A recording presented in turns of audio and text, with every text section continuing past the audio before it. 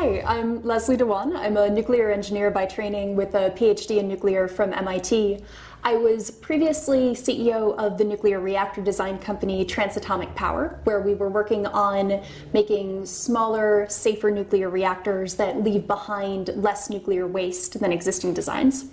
I'm currently still in the nuclear field, but approaching it from a slightly different direction. I just started up a new nuclear company called RadiantNano, where we're making compact radiation detectors for environmental monitoring and preventing the proliferation of nuclear materials. Well, that's very nice to meet you, and I'll introduce myself.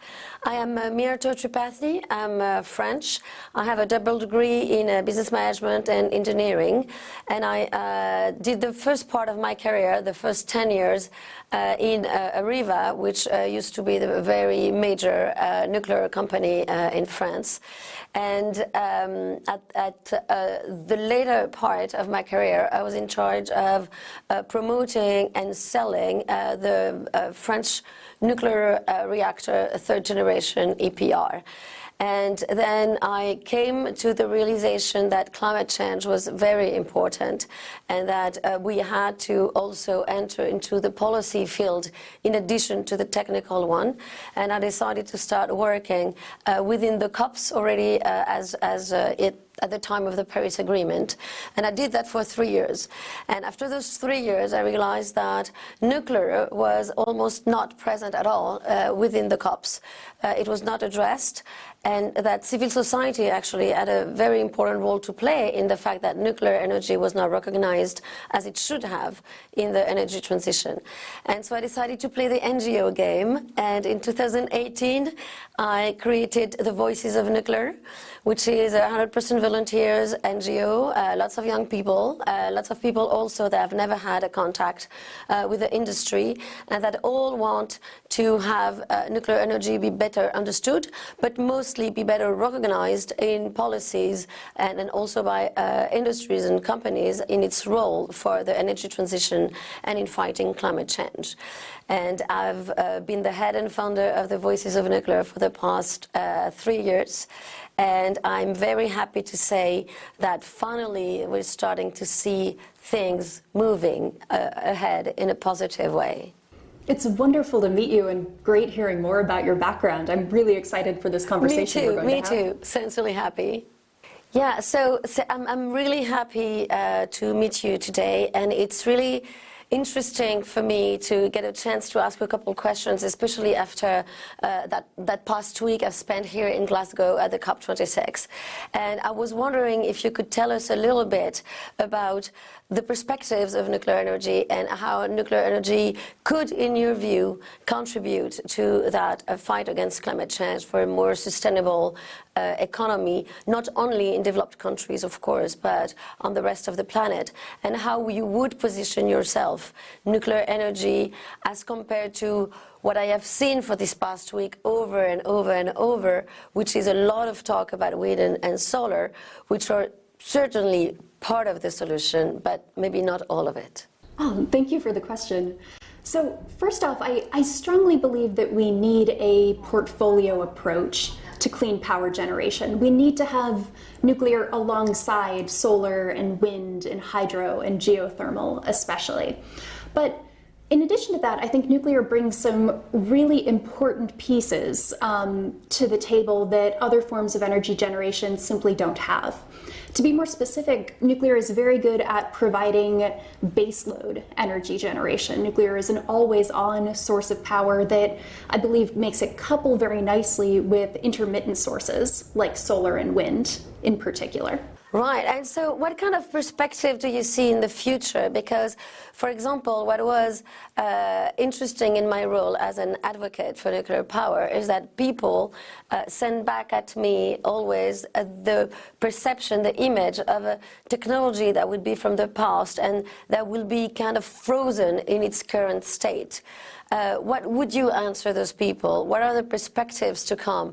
How is it not only capable of maybe answering part of the problem today, but also in the 50, 100, 1,000 years to come, because we talk about 2050 as some sort of a deadline to reach carbon neutrality, but certainly humanity is going to live well beyond that date. So how can nuclear support us up to the end of time, if I may? Absolutely. So what I think is important to emphasize here is the different types of nuclear power plants that have been developed already and the ones that are going to be developed in the future. So, as you know, the majority of the 400-odd operating nuclear power plants today are all conventional light water reactors. And those work well. And, you know, in France in particular, France has exceptionally low carbon emissions because so much of your power comes from nuclear, from these conventional plants.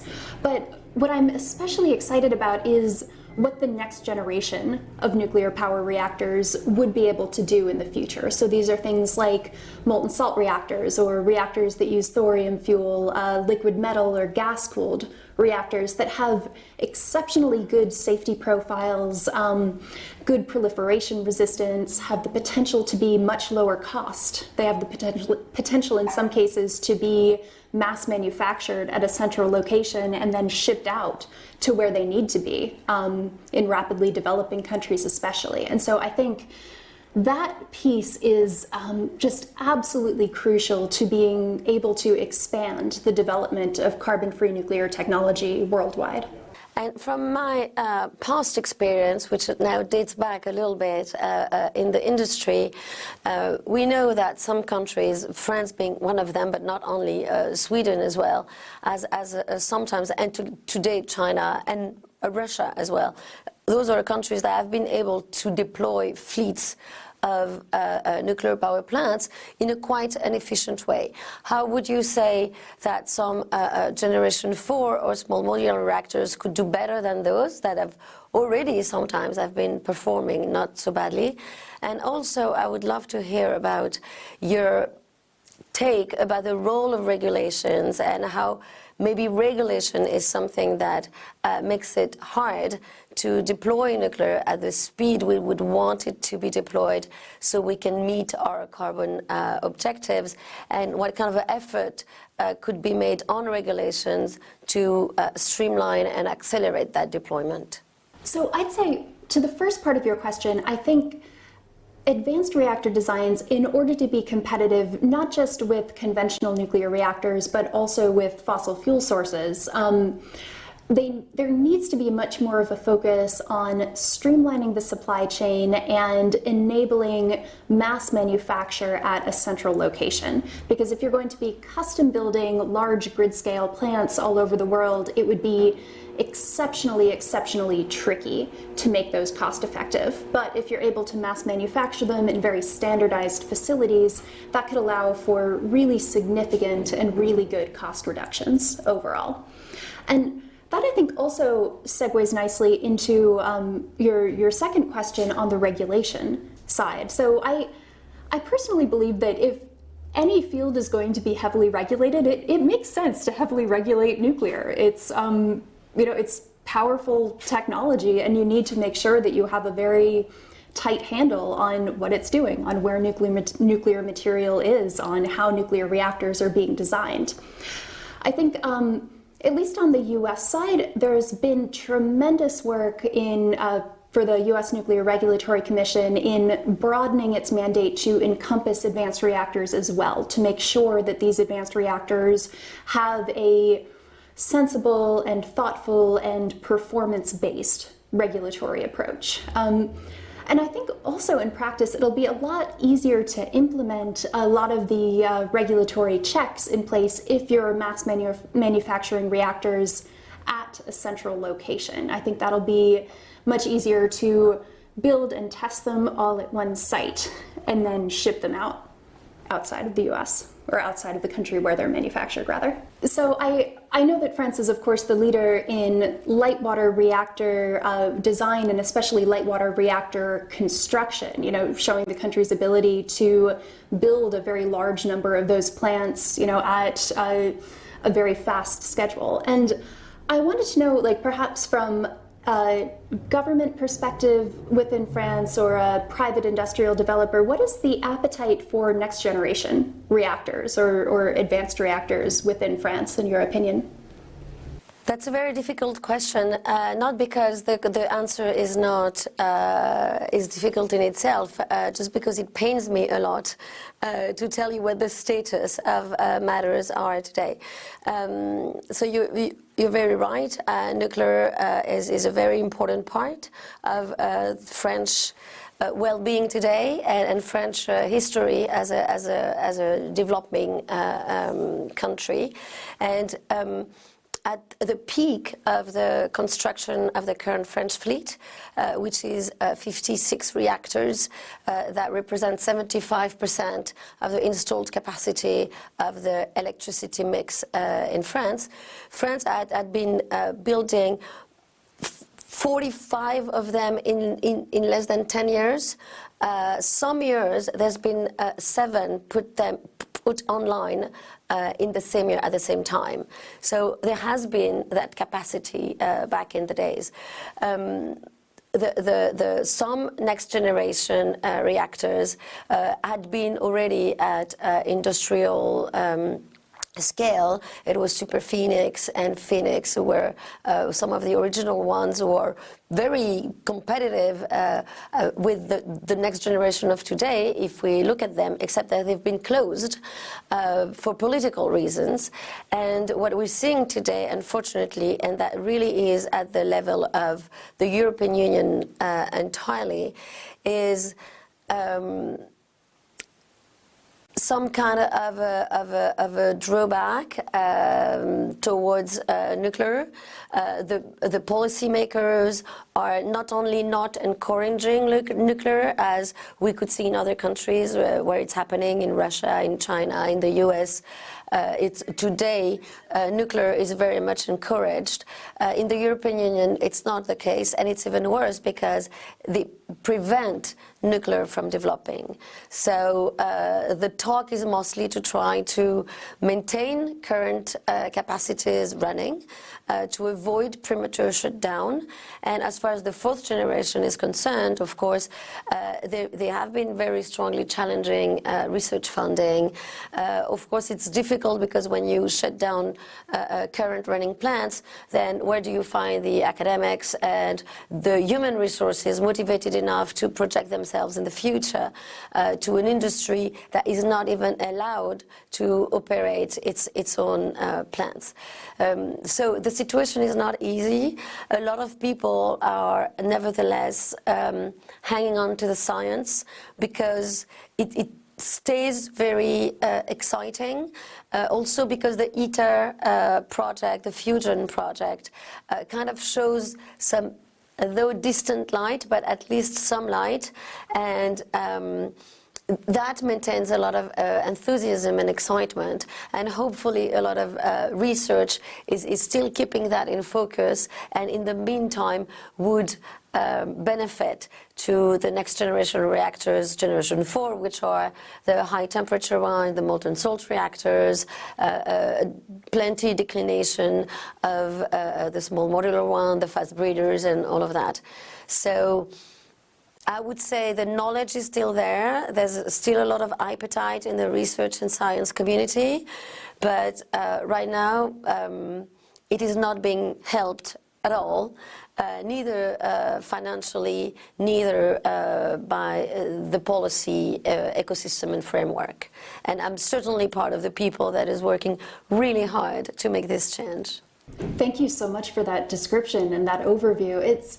Yeah, I agree that it can be so incredibly frustrating because there's so much brilliant research and within Western Europe on nuclear reactors and advanced nuclear reactors, and there's at the same time like such a rich history perhaps, or just like so much of an existence proof of how you can build these plants quickly and on time and under budget, and just the fact that political forces are preventing this from being investigated in a rigorous manner is just, well, just just very frustrating. Very frustrating.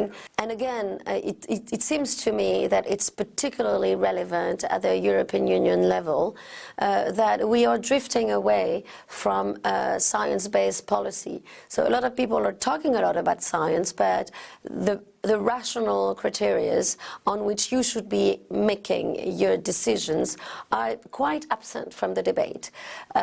The words that are being used are very conceptual. We're talking about green technologies, we're talking about renewables. Renewables don't mean much in themselves. I mean, the fuel only is renewable. The rest of the infrastructure delivering the power is not. And within that renewable category, you have so many different energies. You have hydro that's dispatchable, low carbon, like nuclear is, but that's bound to geographical locations. You would have biomass that may have a very, very important carbon footprint and is renewable only if you renew it and is not naturally renewable. And of course you have the intermittent wind and solar, which rely on a natural and renewable fuel, but at the same time requires so much natural resources consumption that we really have to also pay attention to what they're actually capable of delivering or not. And part of what I'm trying to do is to convince policymakers, for example, to use simple indicators like how many euros, dollars, rubles you spend for each grams of CO2 avoided. Just assess its technology with this kind of criteria, which is a very basic, square, rational criteria, and then your hierarchy and your priority are going to be laid down in front of you in a much, much easier way. That's so incredibly logical, and it's interesting perhaps to compare that to where the dialogue is at within the United States right now, because oddly enough, even though the U.S. has a very divided political climate right now, it seems like there is still very broad bipartisan support for advanced nuclear reactors. Both Republicans and Democrats say, well, we'll at least investigate this. And this has translated into good support from the government at many different stages of technology development. There's been funding for increasing collaboration between U.S. national labs and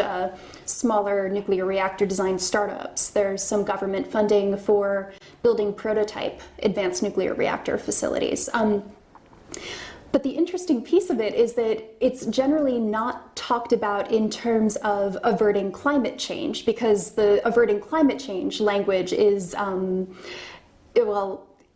is very volatile, perhaps, in the United States, or it's hard to get people to, circle around that particular language. So it's discussed in terms of, enhancing the U.S.'s foreign policy position, or enhancing national security, or enhancing energy security within the United States. So it's so odd to me, sort of the different political perspectives that can be brought to bear on this issue.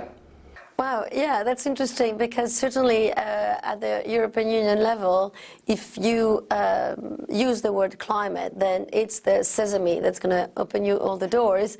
But what's less obvious is how you're going to assess the efficiency of a given technology against that objective of climate.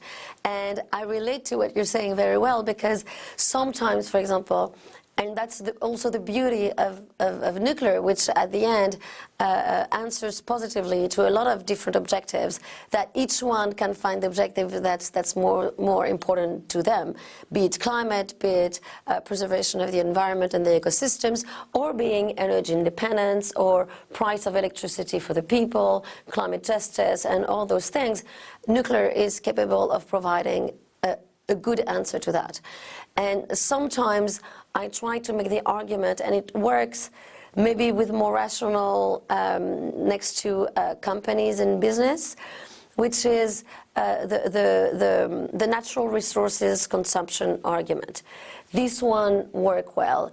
Companies start to understand that relying on a form of energy or a technology, because that would work for any technology, that relies on natural resources that don't have 1,000 different usages and competitive usages that may put a lot of pressure and strain on their market price is an advantage.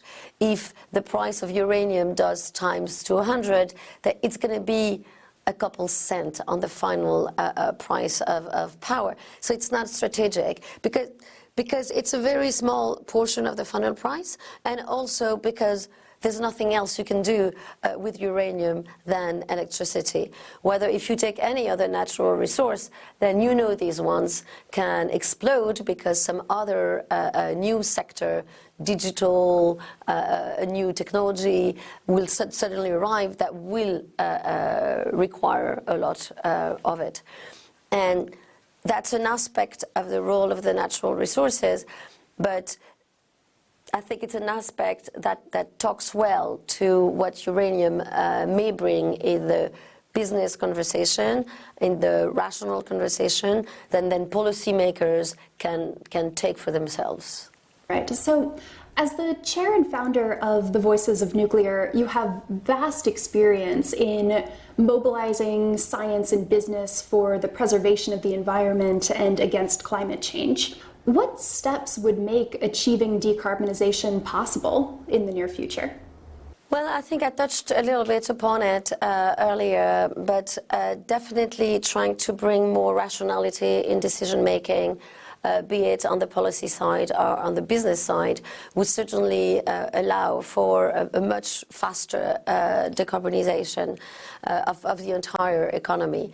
Afterwards, there's also things that may appear small but are really not that much. Is, for example, convincing people to accept the fact that a technology that already exists and that's already at hand and deployed may be the solution for the future, and maybe a solution of the future, and that we don't have to resort to innovation as a given or an obligatory thing to do, you know, like it's not because we meet a problem that we never really met before, which is the case of climate change, that we absolutely have to resort to a technology that we've never seen before, because innovation has a cost. There's a huge cost for research. There's a cost for industrial deployment. There's a cost in training, academic and science. There's obviously a cost for customers' acceptability and building the entire ecosystem around a new technology. And that cost is a financial cost. It's also a time cost. So we definitely need to convince people that when they have something at hand that works and that showed it could work, then we have to deploy that and use it as a bridge to the new technologies and the innovation that will come and be born from that. And I think nuclear is an excellent example of that, because it is a technology that is, well, actually it's not a technology, it's a physics concept. And when people understand it's a physics concept that you can you can take, that I can take many forms, then you understand you're just at the beginning of that story, and that story is super exciting. And when I see people like you, I'm like, wow, you know, I'm trying to maintain that solid base on which you can build and make sure that the next 5-10 years that you need, I can make it happen, and then you can take over and you can deploy for the rest of the solutions that derive from that same physics concept. I love your description of that, and it's one that I'd actually never heard before phrased in that particular way, of nuclear as being a physics concept, as being a platform that you can build things off of in just so many different directions and use it for so many different purposes for good. One final question that I'd love to ask you. So you talked previously about the role of business leaders in developing nuclear technology, and more specifically about the different types of cases you could make to business leaders in playing a role in the development of nuclear technology. So perhaps thinking a bit more broadly than that, I know that one of the exceptionally tricky things when it comes to deploying new nuclear technology is that there are many, many different stakeholders. So there's state and local government, national government, regulatory agencies, both in the country where the reactor is designed and the countries where they'll be deployed. There's the scientists and technologists who are developing the reactor technology. They're the vendors who are selling them. And I guess this is an exceptionally broad question, but what are your thoughts on the best ways to align all of these stakeholders here and make sure that everyone is working in the same direction and not working at cross purposes here? Oh, that's a great question. Thank you for that one. I apologize for giving you such a... No, it is a very important one. First, I think that once we have managed to convey to all those stakeholders, and in particularly the final customer, which is the people, what the value of nuclear can be towards all those objectives that are dear to their heart, which are climate change, which are the environment, which are the well-being of their standards of living, which is the energy independence of their country, and then a certain pacification of relations between countries and stuff like that. When people will realize what contribution that technology can bring to their lives, then there will be a natural alignment. Also because if someone is really excited about climate and someone else about energy independence, well, they will each find the argument that's important to them to collaborate on that same platform.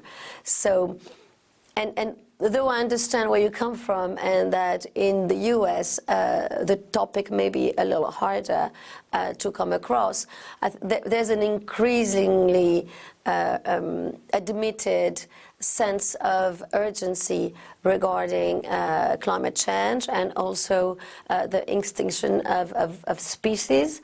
And I think this really overarching topic that will eventually erase by its weight and its might and how much of a risk it poses to the entirety of humanity will kind of put aside all the other all the other arguments that would make that those different stakeholders will not find a point of common agreement, because people will push that on them, and they are people themselves at the end.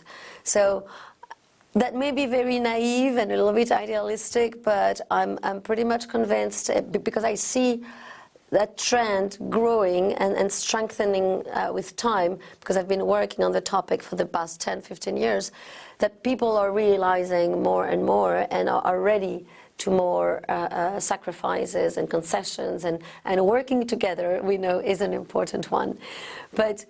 And I'm sorry to make that answer really long, because I think your question is really important and interesting. The multiplicity of stakeholders around nuclear, to me, is a big strength. It's an asset. When people talk to me about nuclear and their fears and their concerns, I give them that answer, and I'm like, look at how those multiple stakeholders are an advantage, because you need to involve everyone. You cannot just build a nuclear power plant on your own, on your side, and then run away with it. You know, a nuclear power plant is integrated in the community, in the country where it has been born. It cannot be removed. It produces power for people around it. It is the result of the work of that collaboration. One thing I often say, at least, is that nuclear power is resource intensive in only one kind of resource: people, experience, scientific knowledge, practice, all of that. It's the science and the knowledge that is the resource that's the most used in a nuclear power plant. And I think that's very encouraging, and that's also very encouraging for the future of the planet, because that means that it's really low intense on all the other natural resources that we know are getting scarcer and scarcer. I really love your perspective on that, and I had actually never thought about it specifically in those terms before, especially about the fact that nuclear requires many, many stakeholders is an inherent advantage in these types of plants. And then similarly, the piece about resource intensity on the side of people is just a really beautiful way of putting it. Well, thank you very much. I'm happy. It's been a long journey to try to put oneself in the shoes of the people that are going to make the decision instead of the technical, the experts and the engineers we are and that I was. And I think one thing I'm really happy of is that I see more and more people like you being the real experts at the core of making it and making it happen for the future as well, starting to engage as well with their final decision maker, which are the public. Because at the end, they will push the other stakeholders to the right direction. And I'm really excited and happy when I see people like you just going at it, you know. I'm like, yeah, cool, you know, I'm happy that finally people are going to get to see who's behind that technology. And again, it's people, and it's great people, and thank you very much for all you do. When you put yourself from the perspective of the people, you realize that when you don't know that nuclear energy is an energy we should and we can rely on very importantly, then what are the options left? What we see is that we have, unfortunately, in the youth in particular, a lot of collapsologists, and that's the translation of despair.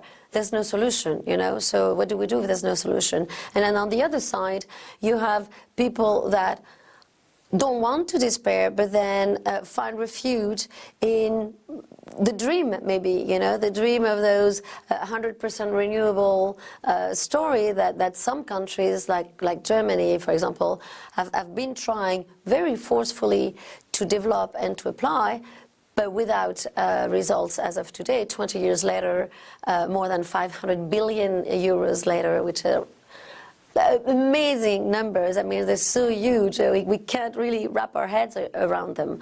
And so either the dream that cannot materialize, which is the 100% renewable, or the despair, which is the collapsology, and then in the middle, then there is people like us who are really excited and enthusiasm because we know there is a solution towards which we should go, and that solution can embark the other ones, hydropower, wind, solar, and all the future ones to come as a complement to a low-carbon mix that stands a chance to succeed.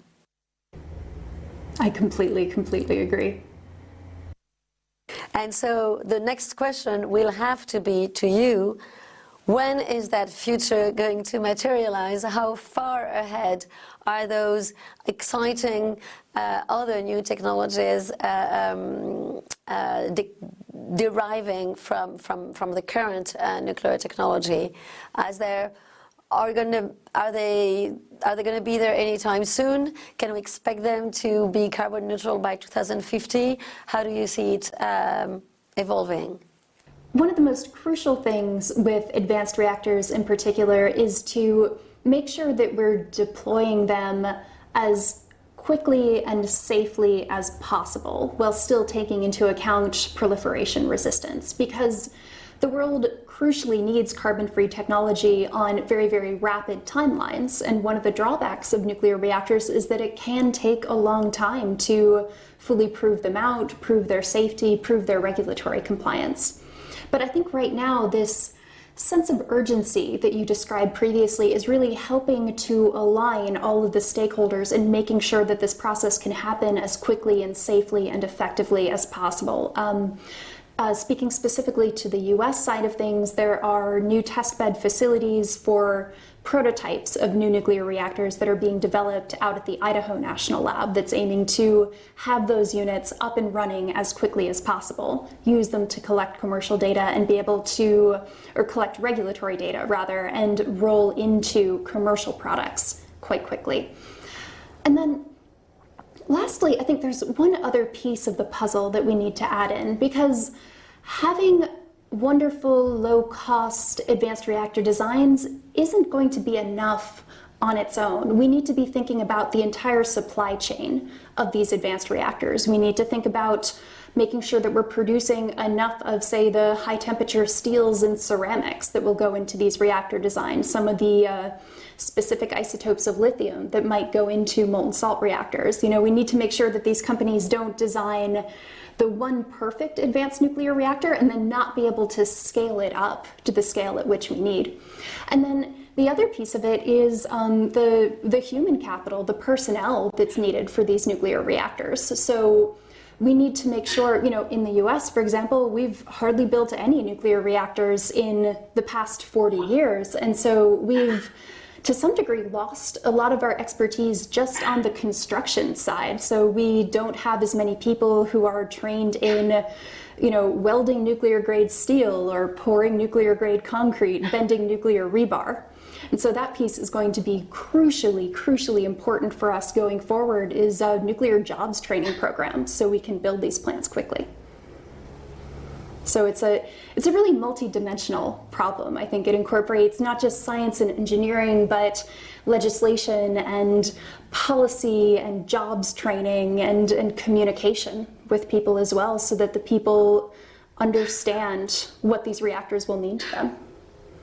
Well, thank you so much for this answer, and that really reinforces maybe the conclusion at which I came after so many years, but especially recently, which is, at the end, it is a lot also of political will that is important, and we need to make the cost for taking the right decisions at the political and regulatory level not too high, so, which means what? Which means that we need the voters, we need the consumers to have understood the value of it and to have understood that that was the direction they wanted their leaders to take. And in which case, the political decision becomes easy. Even if it's hard, even if it's long, even if it's costly, it becomes easy because it's supported, and it has support from whoever is the final decision maker, which is the voters, the citizens, and the consumer, which are the same thing.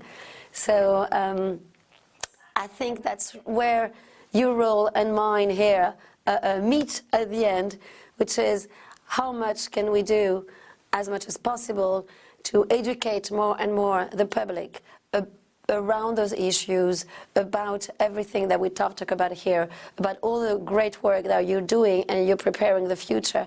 We need to convey that to people as much as possible so that leaders can go in that direction and help all that ecosystem you've just so clearly described.